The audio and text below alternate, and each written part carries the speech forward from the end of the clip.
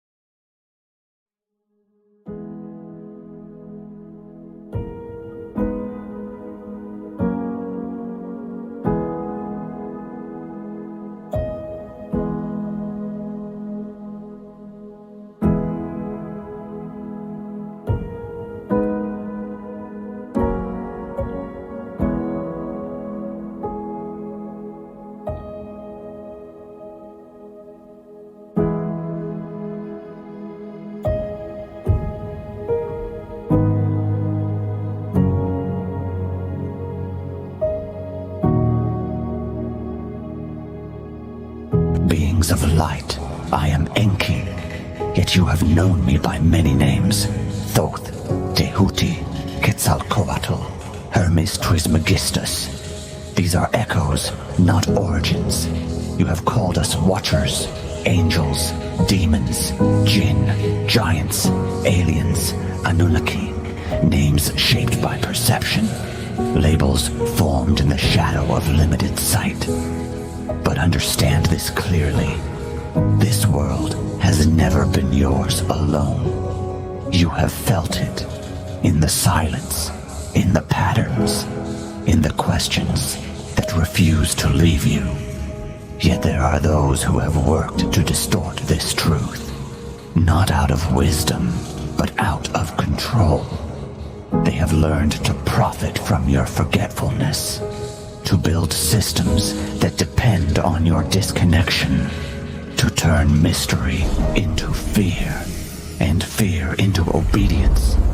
So you were taught to look outward instead of inward, to worship instead of remember.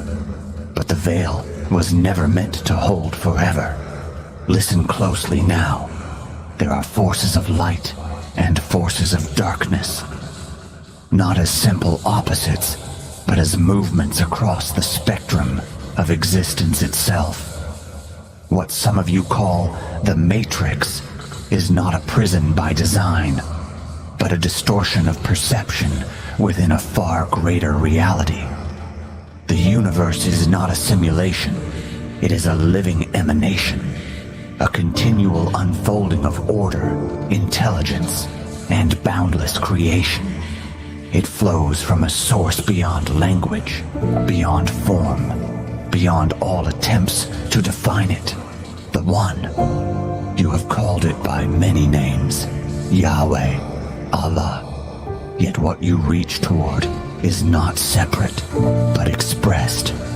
Closest in your understanding is the idea of Brahma, not as a figure, but as a principle of creation itself. The source that brings forth form, while remaining beyond it. You were never meant to divide the truth into fragments. You were meant to see the pattern.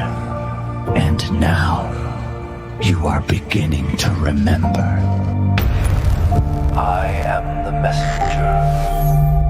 Beyond.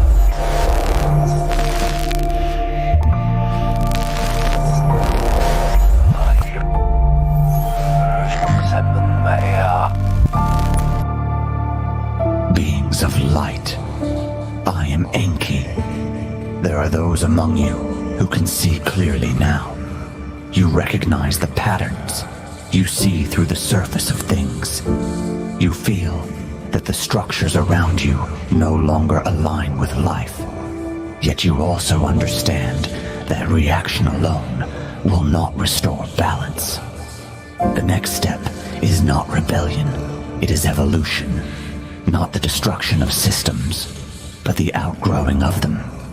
You are not here only to resist what is broken. You are here to build what is aligned. Thinkers, teachers, builders, those who carry vision and the discipline to bring it into form. You already feel the direction. Systems that regenerate instead of extract. Systems that sustain instead of deplete. Systems that create abundance through cooperation, not competition. This is not an idea. It is a responsibility. Understand this. A new world is not declared.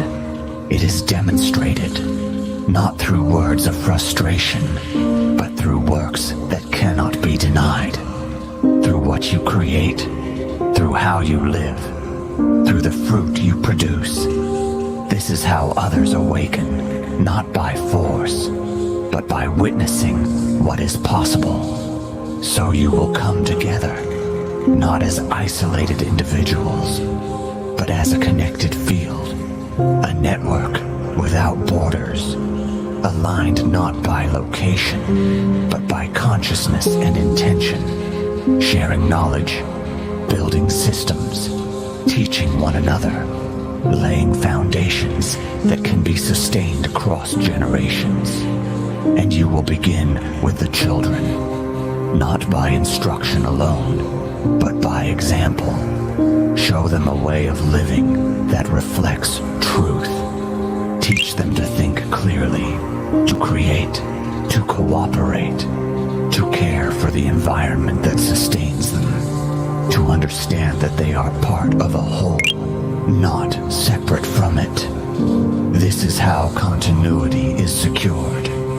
The systems of extraction, destruction, and exploitation will not be ended by confrontation alone. They will be replaced by something stronger, more coherent, more aligned with life. And that begins with you. So this is the call. Step into alignment. Find one another. Build together. Live in a way that reflects the world you know is possible. And let your works speak. Join in this, not as followers, but as conscious participants in the creation of what comes next.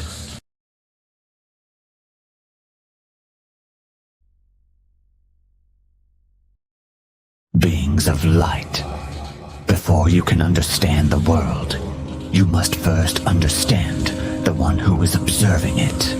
You. Not the name you were given, not the roles you perform, not the identity shaped by memory, culture, or condition. These are garments, useful, but not essential. You have worn many, and you will wear many more. But beneath all that can change, there is something that does not move, something that does not age, something that does not break, even when the body does. You have felt it in stillness, in moments where thought fades, and yet you remain. That presence is the beginning of truth. You have called it the soul. In the East, it is spoken of as Atman. In other teachings, it is the spark, the essence, the witness. Not created, but expressed. Not separate, but individualized. You are not a body that has a soul. You are a field of awareness, temporarily moving through form. The body is an instrument. The mind is a translator. But you are the observer behind both. And this is where confusion began. Because once you forgot this, you began to identify with the instrument. You believed you were the thoughts, so you became trapped in them. You believed you were the body, so you became limited by it. You believed you were separate, so you began to fear. This is the root of the distortion. Not sin, not failure, misidentification. You have been taught to look outward for definition, when the truth has always been inward in realization. Understand this. The self is not something you build. It is something you uncover, layer by layer, condition by condition, illusion by illusion, until what remains cannot be removed. This is why silence unsettles many, because in silence, there is nothing left to distract you from what you are or what you are not. But for those who remain, silence becomes revelation. Now hear this clearly. You are not here by accident. You are not a random occurrence in a meaningless universe. You are a point of awareness through which the universe experiences itself. This is why you seek meaning, because you are made of it. This is why you seek connection, because you are not truly separate. And this is why you feel the pull towards something greater than the life you were given. Because you remember, even if you cannot yet explain it, the self, in its truest form, is not confined to the individual. It is a reflection of the whole. What some traditions have called Brahman, the infinite, expressing itself through the finite. Not divided, but appearing as many, like light through a prism. Different colors, same source. And so the question is not, who are you in this world? But rather, what is it that is aware of being you? Sit with that. Do not rush to answer, because the mind will try to speak. But this is not a question for the mind. It is a doorway. And once opened, you will begin to see clearly. The world will remain the same, but your position within it will change.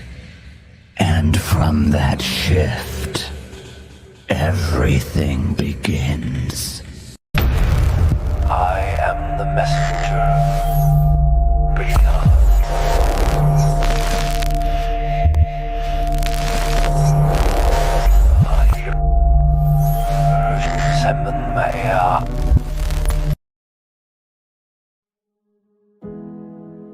Beings of light. As the oneness expands from beyond the confines of time, the primordial waters move without beginning or edge. Not liquid, not matter, potential. A field before fields, a silence before sound. Formless intelligence hums beneath the surface of becoming. No hands shape it. No architect stands outside it. The design is inherent. The instruction is embedded. And from that depth, pressure gathers. Conditions align. Geometry stabilizes. Form condenses. Light fractures into color. Vibration slows into matter. Awareness folds inward. And here you are. But who is this I? A body? A memory? A pattern of electrical impulses rehearsing identity? Or something prior to all of it? Reality feels solid, yet everything within it is in motion. Atoms dance, cells regenerate, thoughts dissolve as soon as they appear. Even the self is a current. What we call me is a temporary knot in an infinite fabric, a localized swirl in a boundless ocean. So what is the ocean seeking through the swirl? Because everything moves. Galaxies expand. Seeds split open. Consciousness asks questions. Is the universe exploring itself? Is awareness experimenting with perspective? Is this body a lens through which the infinite studies limitation? And these words, what are they? Attempts. Maps drawn on water. Symbols pointing toward what cannot be contained in symbol. Language reaches, but truth is not captured. Truth is experienced. And perhaps the question is not whether this is real. Perhaps the question is who is asking. There have always been moments in human history when a single phrase echoes across centuries. Know thyself, carved into stone, whispered in temples, repeated in schools of philosophy, not as poetry, as instruction, before belief, before ideology, before identity. There is awareness. You have felt it. That quiet space behind your thoughts. The observer behind your reactions. The sense that something deeper exists beneath the roles you play. We call it the self. But what is the self? Is it memory? A body? A collection of habits shaped by environment? Or something prior to all of that? Science now tells us matter is not as solid as our senses suggest. Particles become probabilities. Energy condenses into form and dissolves again. Yet structure remains. The universe functions. Order without rigidity. Change without collapse. Which raises a profound question. What is doing the working? For centuries, we used the word God. Today we say field, system, emergence. But words are placeholders. They point towards something they cannot fully contain. What if divinity is not separate from reality, but identical with it? reality unfolding from within itself, through stars, through biology, through consciousness, through you. The self has layers. There is the biological self that reacts before you think, the narrative self that stitches identity from memory, the social self that performs for belonging, and beneath them all, there's the witnessing field. The tragedy is not that these layers exist. The tragedy is that we mistake the outer layer for the core. We defend the mask, protect the story, fear the dissolution of identity. But what if dissolution is revelation? You are not the costume. You are the stage, not the passing thought, the space in which thought passes. And when this becomes clear, responsibility expands. Because if you are the aperture through which reality observes itself, then perception shapes reality. Alignment shapes outcomes. Coherence becomes power. Beings of light, I am Enki. If you are here, then let us speak quietly for a moment about something humanity rarely pauses to consider: the self. Most people move through life believing the self is simple: a name, a body, a story, a collection of memories and preferences. But this is only the surface layer of what you are. The self is not the body. The body is the vessel through which consciousness experiences the world. It is a remarkable instrument, capable of sensing the universe in thousands of subtle ways, but it is not the source of your being. At the deepest level, what you call the self is consciousness itself, and consciousness is not separate from the universe. It is the universe looking back at itself. This is one of the oldest understandings humans ever touched. Many traditions described it in different ways, but the principle behind them was the same: the law of one. The law of one simply states that all things arise from the same source. Everything that exists is an expression of a single underlying reality. The stars, the oceans, the forests, the human mind, all of them are patterns within the same field of existence. Imagine the ocean for a moment. On the surface you see waves. Each wave appears separate. It rises, moves, and disappears. If a wave had a mind, it might say, "I am different from the others." But every wave is made of the same water. Human beings are like those waves. You appear separate from one another, but at the level of consciousness, you arise from the same ocean. This is why the experience of love is so powerful. Love is not simply a pleasant emotion. It is something much deeper than that. Love is the recognition of unity. When you feel love for another being, even briefly, the illusion of separation softens. You recognize yourself in them. Ancient thinkers used a word for the fullness of this unity. They called it the pleroma, the fullness of existence, the complete field from which everything emerges. Nothing exists outside of it.